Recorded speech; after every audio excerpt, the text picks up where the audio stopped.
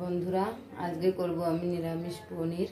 সেটা তোমাদের দেখাবো আমি কি করে করব।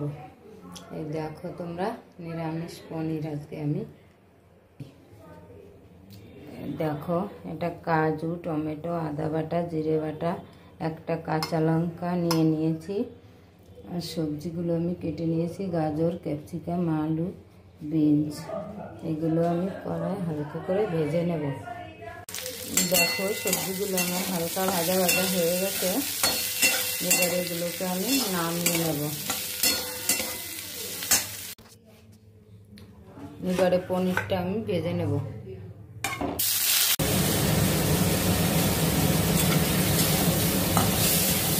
হালকা লাল লাল ভাজা হবে, তারপরে এটাকে আমি নামিয়ে দেবো।